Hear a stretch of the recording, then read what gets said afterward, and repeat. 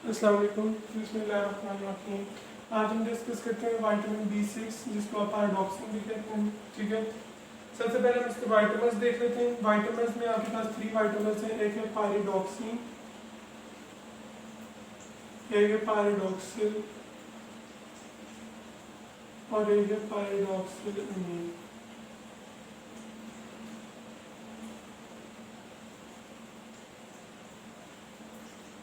ठीक है, पायरिडॉक्सिल अमीन।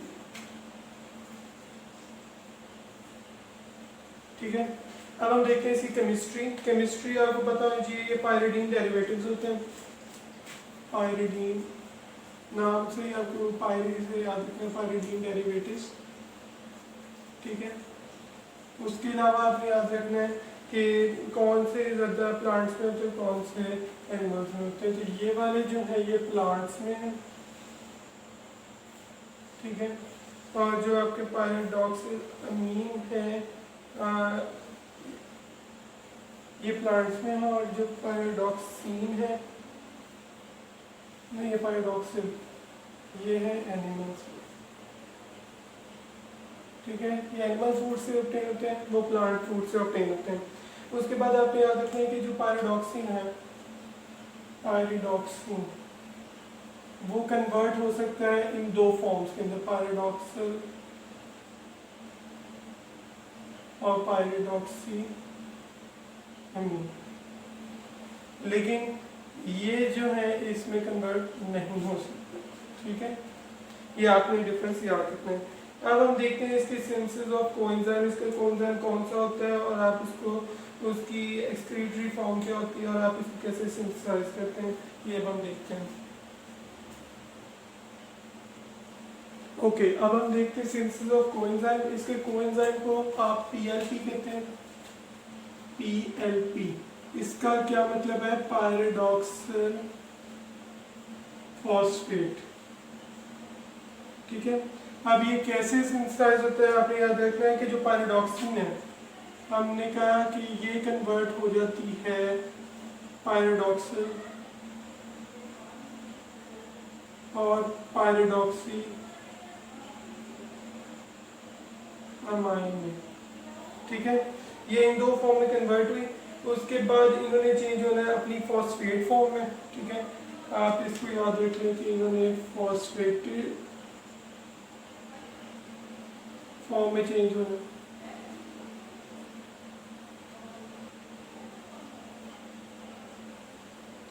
ठीक है, तो ये हमने कहा जो फॉस्फेटेड फॉर्म है पायरिडॉक्सिल जो फॉस्फेट है उसमें कन्वर्ट हो रहा है, तो ये तो आपके पास बन गया कोएंजाइम। ठीक है, अब इन्होंने जो है वो एक फॉर्म में कन्वर्ट होना है जिसको आप कहते हैं पायरिडॉक्सिक एसिड, दोनों ने मिलकर। तो इन्होंने ये लिखें, इसने और इसने दोनों ने मिलकर क्या बनाना है? पायरिडॉक्सिक एसिड। और ये क्या होगा? Excretory form in urine. ठीक है, इसमें कन्वर्ट हो जाएगा। तो हमने सिंथेसिस भी देख ली, उसके अलावा हमने इसकी एक्सक्रीटरी फॉर्म भी देख ली कि एक्सक्रीट आउट कैसे होता है। ठीक है, अब हम इसके बायोकेमिकल फंक्शंस की तरफ आते हैं जो बहुत इंपॉर्टेंट है। ओके, अब हम देखते हैं इसके बायोकेमिकल फंक्शंस। बायोकेमिकल फंक्शंस जो मोस्ट इंपॉर्टेंट है, सबसे पहले आपको पता होना चाहिए कि ये ट्रांसअमाइनेशन,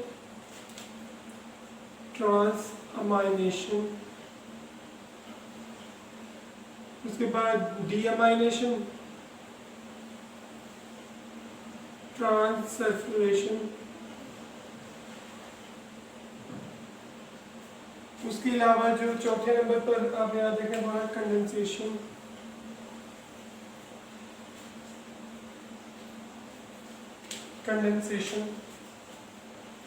उसके अलावा आपने याद रखना है कि ये इन्वॉल्व होता है किसमें? ये डीकार्बोक्सिलेशन में भी इन्वॉल्व होता है। वो इधर मेंशन डीकार्बोक्सिलेशन।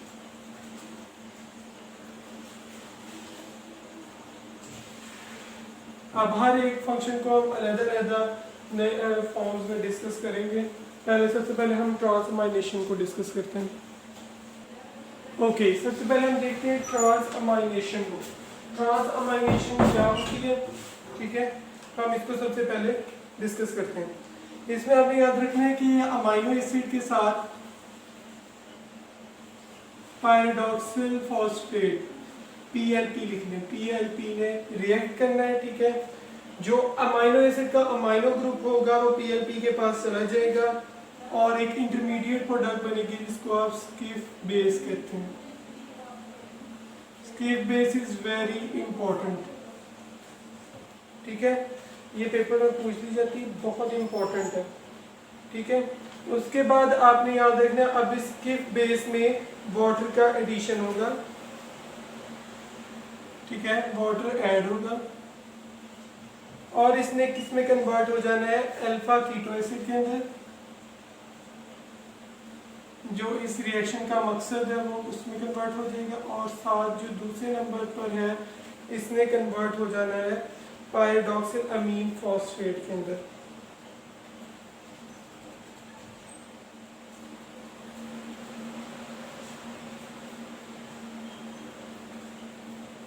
ठीक हो गया, ये दो फॉर्म्स में कन्वर्ट होगा, समझ आ गई। स्किफ बेस इंपॉर्टेंट है, अल्फा कीटो एसिड में कन्वर्ट होगा। अब हम देख लेते हैं कि कोई एग्जांपल आपको मिल जाए ट्रांसअमाइनेशन के अंदर, तो इसकी एग्जांपल आपने याद रखनी है कि एलानीन जो है, एलानीन वो किस में कन्वर्ट हो रही, पायरुवेट के अंदर, पीएलपी की प्रेजेंस में, और साथ जो है वो किसकी प्रेजेंस में कन्वर्ट होगी, एलानीन ट्रांसअमाइनेज।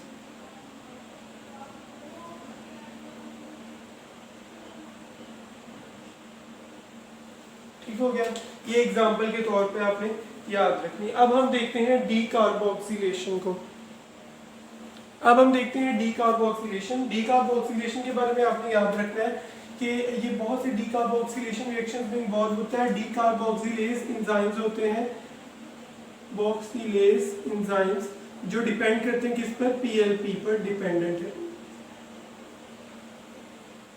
ओके, उसके बाद आपने याद रखना है कि अब कुछ एग्जांपल देख लेते हैं। सबसे पहले सेरोटोनिन के आपने एग्जांपल बस नाम से याद रखना है, सेरोटोनिन, हिस्टामीन, गाबा वगैरह, जो वो कहते हैं मोस्ट बायोजेनिक अमाइंस जो हैं वो इंपॉर्टेंट फंक्शंस जिनके होते हैं वो सिंथेसाइज होते हैं पीएलपी डी कार्बोक्सिलेशन से।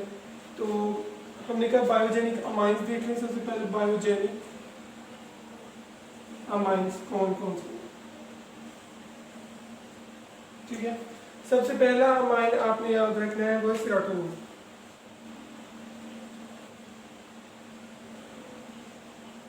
गाबा,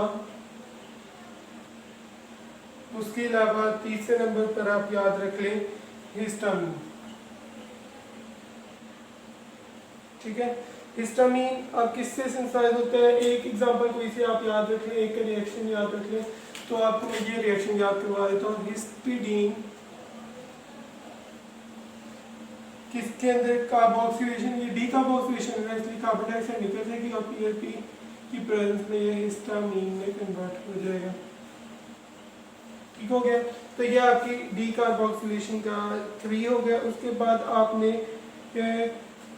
केटिलो अमाइंस वगैरह की भी सिंथेसिस में ये इन्वॉल्व होता है डी कार्बोक्सिलेशन रिएक्शन में, जिसमें आपके पास चौथे नंबर पर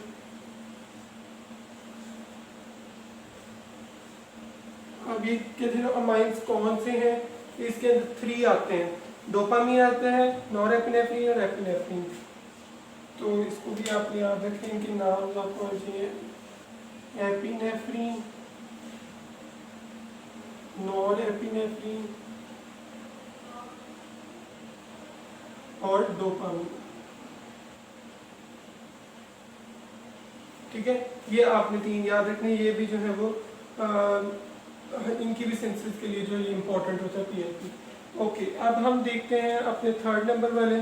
ये जो 3rd नंबर वाले हैं आपने याद रखने कि किस तरह जो है वो सिंथेसिस करते हैं, डिफरेंट हीम वगैरह की सिंथेसिस में कैसे इन्वॉल्व होते हैं, उसको हम देखते हैं।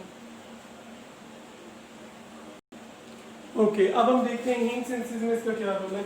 इनडायरेक्ट रोल है, सबसे पहले आप याद रखिए इनडायरेक्ट रोल है। इन्होंने किसकी सिंथेसिस करवानी है, इन्होंने ALA की सिंथेसिस करवानी है। ठीक है, ठीक है। इसका नाम आपको पूरा जो है वो जब हम पढ़ेंगे अपने नेक्स्ट टॉपिक, जब फोस्फोराइल्स और हीम्स को डिस्कस करेंगे तब हम पढ़ेंगे। ठीक है, तो इसके लिए आपको बस इतना याद रखना है, एक ग्लाइसिन, ठीक है, और दूसरे नंबर पर सल्सिनाइल कोएंजाइम ए रिएक्ट करेंगे किसकी प्रेजेंस में, ALA सिंथेसिस और PLP की प्रेजेंट में। तो इन्होंने किसको सिंथेसाइज करना है, ALA को सिंथेसाइज करना है। ठीक है, जिसने आज किसकी सिंथेसिस करनी है, हीम की सिंथेसिस करनी है।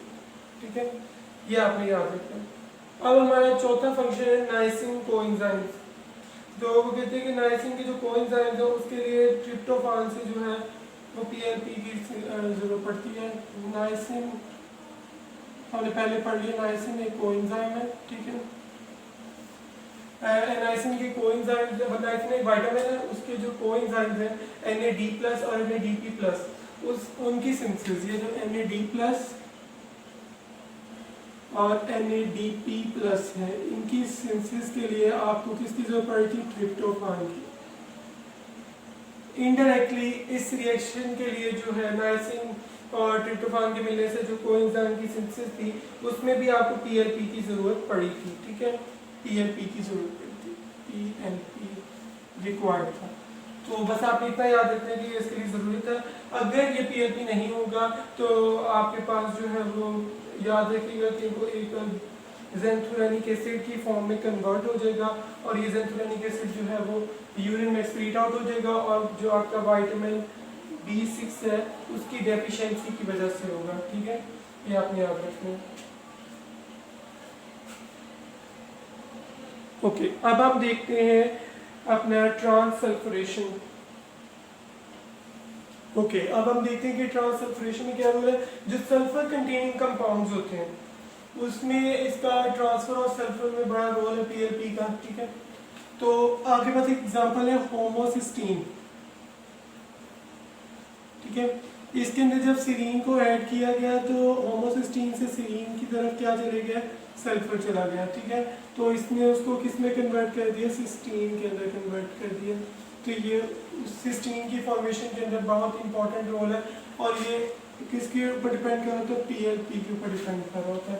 तो ये आपने ट्रांससल्फरेशन की एग्जांपल याद रखनी है। उसके बाद डीअमाइनेशन।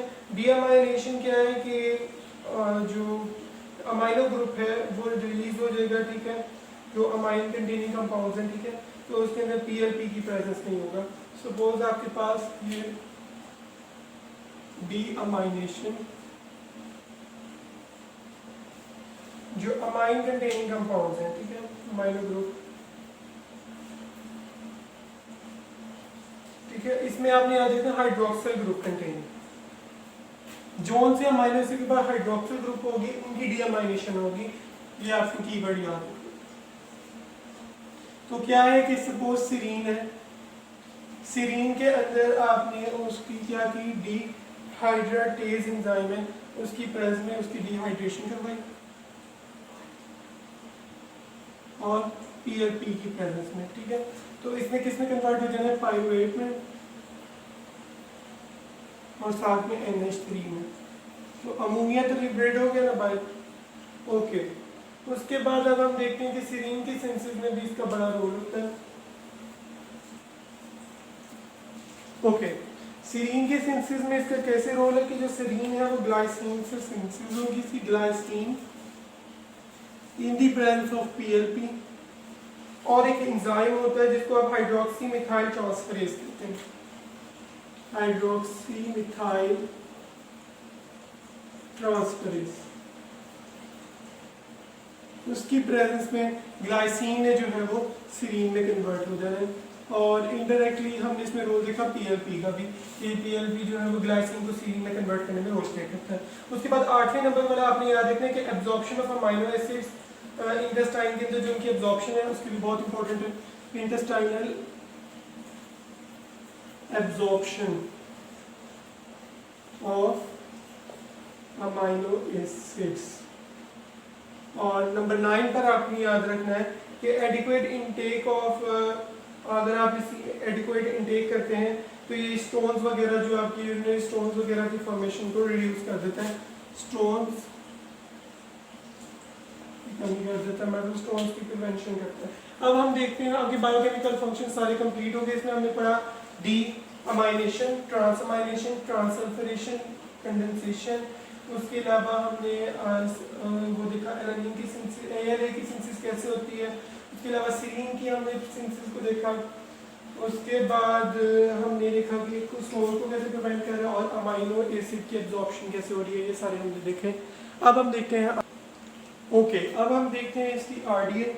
आरडीए आपने याद रखनी है, इसकी होती है अडल्ट पर्सन के लिए 2 से 2.2 मिलीग्राम पर डे, ठीक है। उसके अलावा आपने याद रखनी है कि अगर कोई प्रेगनेंसी लैक्टेटिंग वूमेन है तो उसके लिए ये बढ़ जाती है, ठीक है। इसकी अमाउंट आपको जो उसमें है वो 2.5 मिलीग्राम पर डे तक रिक्वायर्ड। अब आपने याद रखने सोर्सेज आपके पास एग, योक, फिश वगैरह, ठीक है। ओके, वेजिटेबल्स वगैरह भी बहुत इंपॉर्टेंट होती हैं, वेजिटेबल्स। अब देखते हैं हम इसके एंटेगनिस्ट। इसके एंटेगनिस्ट कौन कौन से होते हैं। इसका एक आपने याद रखना है आइसोनेजिड,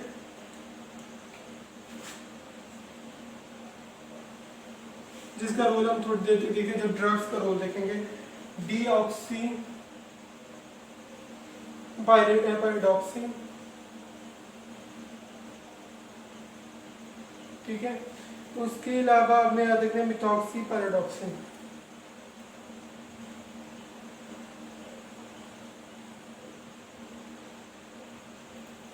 ये 3 आपने याद रखने, ठीक है। अब हम देखते हैं इसकी डेफिशिएंसी को और इसके एक्सेस होने से क्या होता है, ये सब ओके। अब हम देखते हैं पैराडॉक्सिन की डेफिशिएंसी। इसकी डेफिशिएंसी से जो कुछ चीज़ें मैंने नोट की हैं आपने याद रखनी है कि न्यूरोलॉजिकल सिम्टम्स अपीयर होना शुरू होते हैं, ठीक है। न्यूरोलॉजिकल सिम्टम्स वगैरह अपीयर होना शुरू हो जाएंगे क्योंकि हमने कहा कि वो उसका रोल है बायोजेनिक अमाइंस वगैरह के सिंथेसिस में। तो गाबा जो है उसकी अमाउंट जब कम हो जाएगी तो कन्वर्जन दौरे वगैरह पड़ना शुरू हो जाएंगे। अब हमने कहा इसका एएलए सिंथेसिस में भी रोल था पैराडॉक्सिन का। अगर एएलए सिंथेसिस नहीं होगी तो उसके बाद हीम जो है उसकी कमी हो जाएगी, हीम कम होगा तो माइक्रोसिटिक एनीमिया हो जाएगा।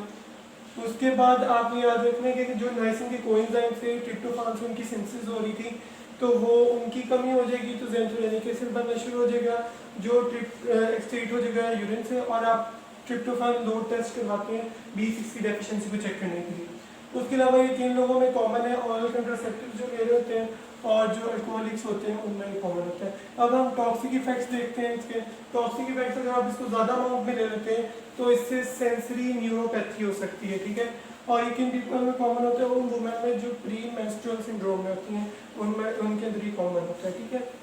ओके, अब हम देखते हैं drug associated induced B6 deficiency, जिन्होंने B6 की डेफिशिएंसी को इंड्यूस करना है। ओके, अब हम देखते हैं कि जो ड्रग्स इंड्यूस करते हैं B6 की डेफिशिएंसी को।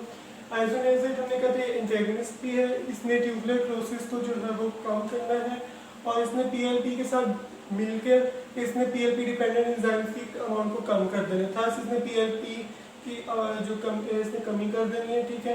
उसके बाद आपने याद रखना पेनिसिलिन, इसने जो विल्सन डिजीज के अंदर जो है उसका रोल है कि ये काम करती है, उसको उसकी क्योरिंग के लिए इस्तेमाल होती है। और इसने PLP के साथ बाइंड करना है और इसने थायोजोलिडीन डेरिवेटिव्स की प्रोडक्शन करवानी है और इनडायरेक्टली इसने PLP की भी अमाउंट को कम करना है, ठीक है। तो इसका इलाज क्या आपने याद रखना है कि डिजीज भी क्योर करनी है और पैराडॉक्सिन की भी कमी नहीं होने देनी। तो आपने क्या करना, आइसोनेजिड और पेनिसिलिन इन दोनों को पैराडॉक्सिन के साथ जो है वो देना है सप्लीमेंटेशन के साथ। तो इसमें जो है वो आसानी के साथ आप जो है B6 की डेफिशिएंसी को प्रिवेंट कर सकते हैं। होप सो आपको ये सारा पैराडॉक्सिन समझ आ गया होगा। सबसे पहले ये साइड में मैंने समरी लिखी हुई है, ये आपको समरी हेल्प करेगी। इसमें 2 चीज़ें और हैं, एक्सेस ड्रग्स, ठीक है। तो सबसे पहले आप नेम्स याद रखने के B6 कहते हैं, वाइटामिन्स आपको मैंने बता दिए थे। केमिस्ट्री हमने देख ली इसकी कि कौन कौन से जो है प्लांट सोर्सेज और कौन से एनिमल सोर्सेज और एक्सक्रीटरी फॉर्म क्या होती है। कोएंजाइम हम देख रहे हैं कि कोएंजाइम कौन सा पीएलपी और कैसे इसकी सिंथेसिस होती है। रेस्पिरेटरी फॉर्म मैंने अभी बता दी पैराडॉक्सिक एसिड है। उसके बाद बायोकेमिकल फंक्शंस हमने देखे, डीअमाइलेशन, ट्रांसलिटरेशन, वो 8 के 9 है, वो सारे याद करने।